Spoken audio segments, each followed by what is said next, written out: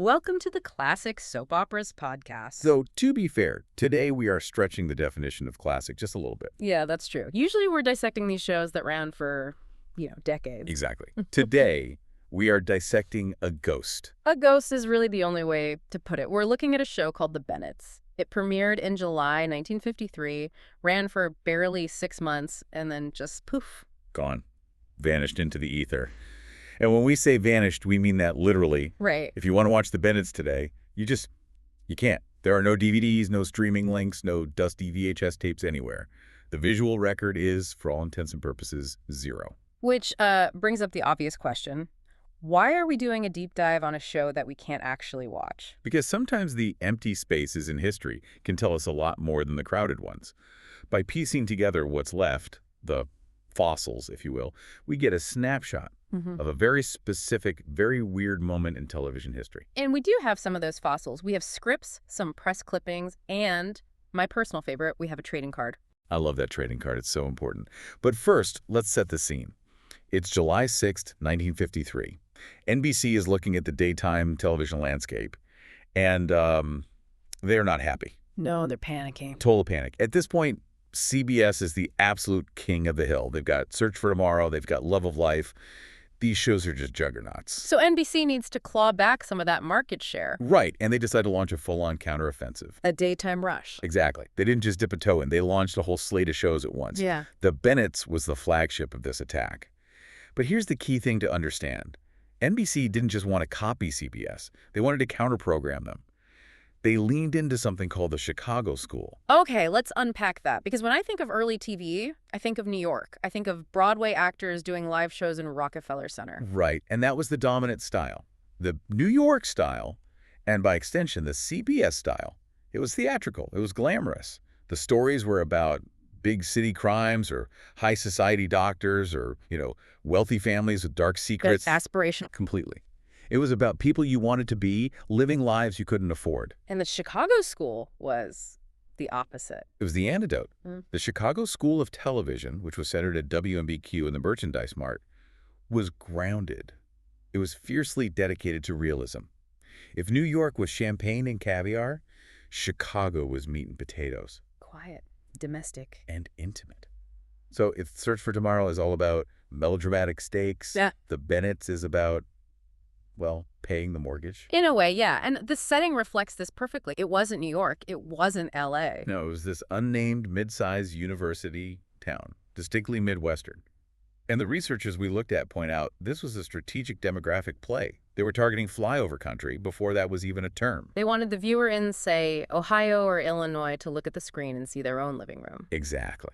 Let's talk about the people inside that living room, our main couple, Wayne and Nancy Bennett, played by Dan Gibson and Paula Houston.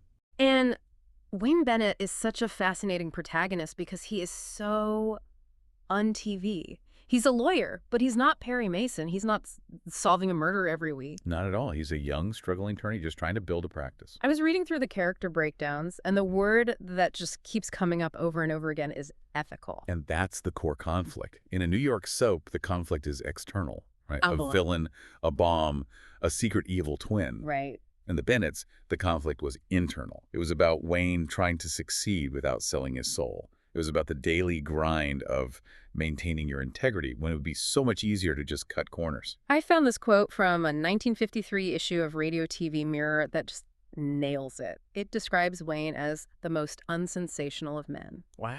And it goes on to say that his storylines test his capacity for friendship and his estimate of himself. His estimate of himself. I mean, what a phrase for a soap opera promo. It's so psychological, but it's also, it's risky, isn't it? Is watching a guy evaluate his own self-worth entertaining at 11:15 in the morning? That is the million-dollar question. The creators were betting that audiences were tired of the melodrama. They thought, people want to see good people trying to be good. It was this noble experiment. They assumed the audience was smart enough to appreciate the subtlety. But even a noble lawyer needs someone to talk to. Otherwise, it's just a monologue. So enter the neighbors. The Cobbs. Blaney and Meg Cobb. These two seem like they were doing a lot of the heavy lifting in the scripts we have. Oh, they were the structural glue of the show. In dramatic theory, you'd call them a Greek chorus. In ancient plays, the chorus would stand aside and basically tell the audience how to interpret what was happening. That was Blaney and Meg. So Wayne comes home, he's stressed about some ethical dilemma, and he just runs into Blaney mowing the lawn. Precisely. Blaney and Meg, played by Jack Lester and Beverly Younger, they were there for comic relief, sure, you need that. But more importantly, they were the sounding board. You can't have voiceover narration in a live soap opera. It just stylistically wasn't done. So you need a neighbor character to say, hey, Wayne, you look worried. Tell me exactly what you're thinking. It's a hack, a necessary hack. It's an essential tool for the daily format. And we have to emphasize that word. Daily. Yeah, I think we really take this for granted now. We watch shows on Netflix that take, 6 months to film 8 episodes? Everything is polished and perfect. This was the complete opposite. The Bennetts ran 15 minutes a day, Monday through Friday. And here's the truly terrifying part. It was performed live. No tape delay. No tape at all. When that red light went on at 11:15 a.m., they were broadcasting to the nation. If Dan Gibson forgot a line... He had to improvise? Yep. A door jammed, you yanked it open. If a light bulb exploded, he just kept going. That sounds unbelievably stressful. It was an adrenaline sport.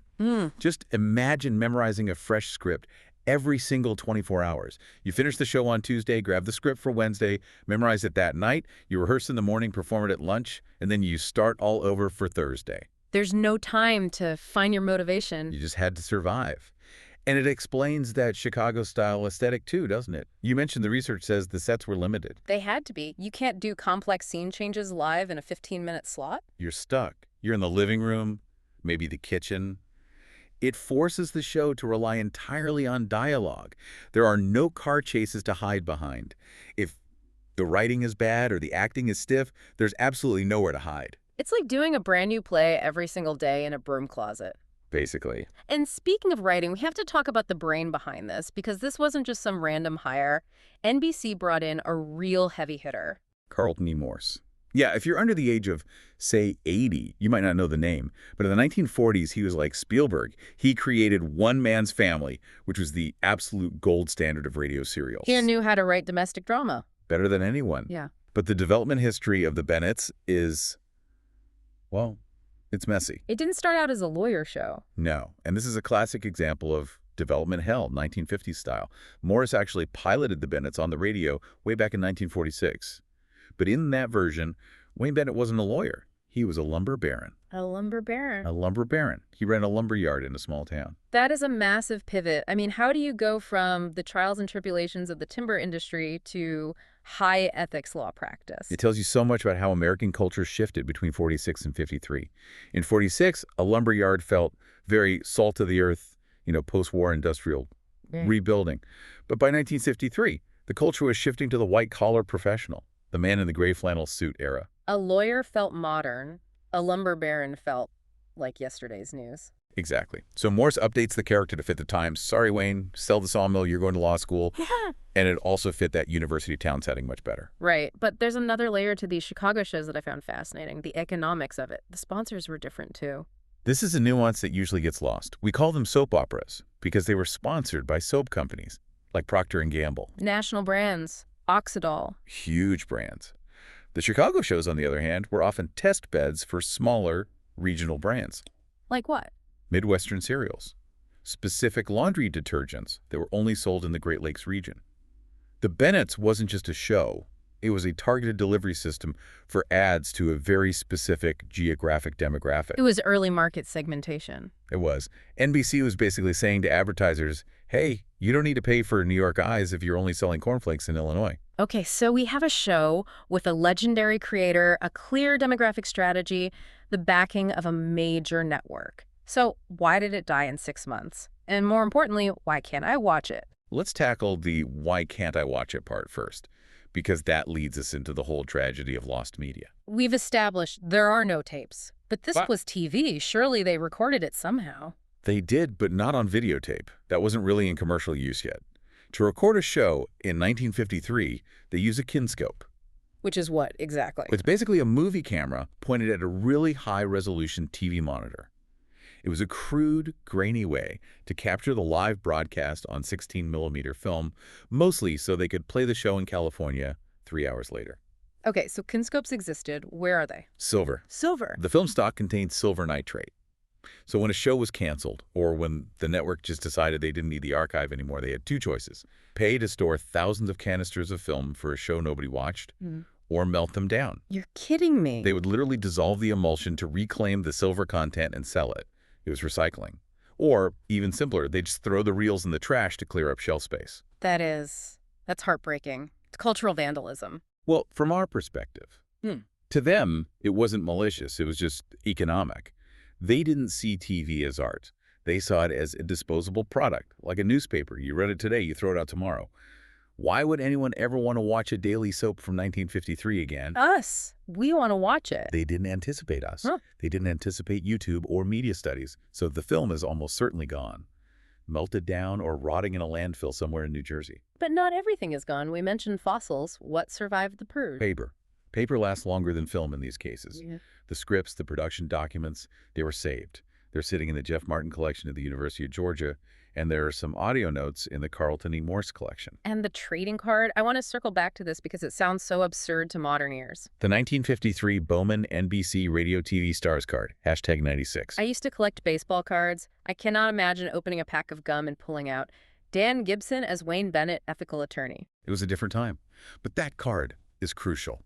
Because the show was wiped, that trading card is one of the only high-quality colored images we have of what the character actually looked like. It's a tiny piece of cardboard that proves, yes, this person existed, this show happened. It's wild, isn't it, that a piece of cardboard meant for kids has outlasted the master reels of a network television show.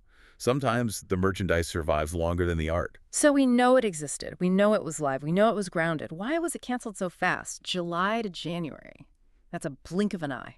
The prevailing theory, it was boring. Ouch. I know. We want to romanticize it and say it was too artistic for the masses. But remember that Chicago school philosophy? Realism.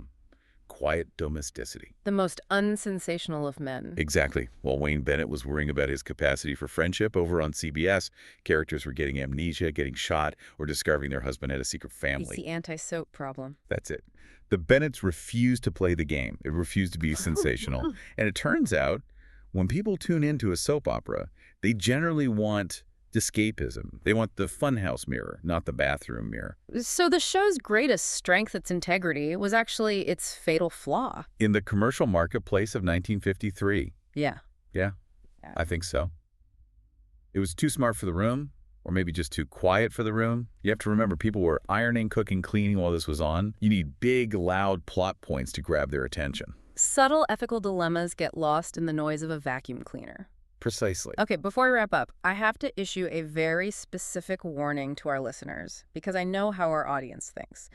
You're going to finish this deep dive, you're going to open a browser, and you're going to search for the Bennett soap opera. Ah, the search trap. You are going to get results, but you need to be very, very careful. You're going to find a wiki page about a family called the Bennetts, but they are from a show called Passions, which aired in 1999. Do not, I repeat, do not confuse these two families. It would be the most jarring crossover in history.